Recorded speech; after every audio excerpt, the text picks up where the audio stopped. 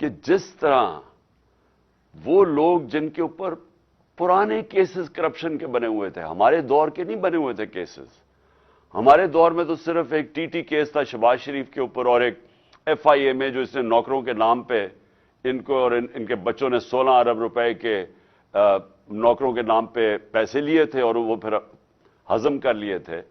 اور وہ جو ٹی ٹی کا کیس ہے کہ جدھر یہ پیسے جمع کرتے تھے اور ماڈل ٹاؤن سے پھر پولیس اسکورٹ میں وہ گاڑی کو لائے، وہ حوالہ ہنڈی پہنچایا جاتا تھا، ادھر سے پیسے باہر بھیج دیے جاتے تھے.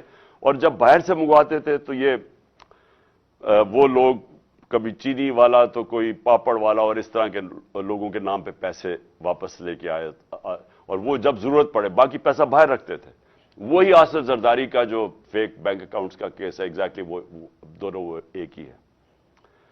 تو جو دیکھا گیا ہے کہ قانون ملک کے بدلے گئے، اسمبلی نے، نیشنل اسمبلی نے پہلے تو ایک رجیم چینج کروائی گئی ایک سازش کے تحت، اوپن مارکیٹ کے اندر منڈی لگی، الیکشن نہیں آکشن کی وجہ سے ایک آکشن ہوئی جس کے اندر لائلٹیز بدلی گئی، ہارس ٹریڈنگ ہوئی، گورنمنٹ گرائی گئی. اور اس کے بعد پہلا کام انہوں نے یہ کیا، اپنے کرپشن کے کیسز ختم کیے، اور پھر قانون ایسے بنائے گئے کہ ایک ایک بچا جو ان کے بڑے کرپشن کے سٹالورٹس تھے وہ بچ گئے سارے، اور سارے آپ دیکھ رہے ہیں کہ باری باری ساروں کی کرپشن کیسز ختم ہو رہے ہیں. تو یہ تو کسی دنیا کے ملک میں میں نے ایسا نہیں دیکھا. یہ تو میں شاید بنانا ریپبلکس میں بھی ایسا نہ ہوتا.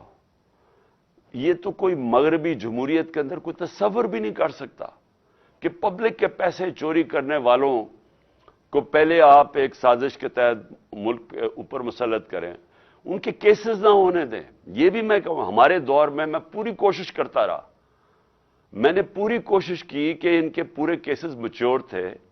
نیب کے اندر سے ہمیں کہتے تھے کیسز میچور ہیں، لیکن پیچھے سے ہمیں اجازت نہیں ہے. اب پیچھے سے اجازت کون نہیں دے رہا تھا؟ جنرل باجوہ صاحب. جنرل باجوہ پیچھے بیٹھے ہوئے تھے، وہ فیصلہ کرتے تھے کہ کون سی نیب نے کس کے اوپر کب کتنا دبانا ہے، پھر کب چھوڑ دینا ہے، کب اندر اس کو ڈالنا ہے.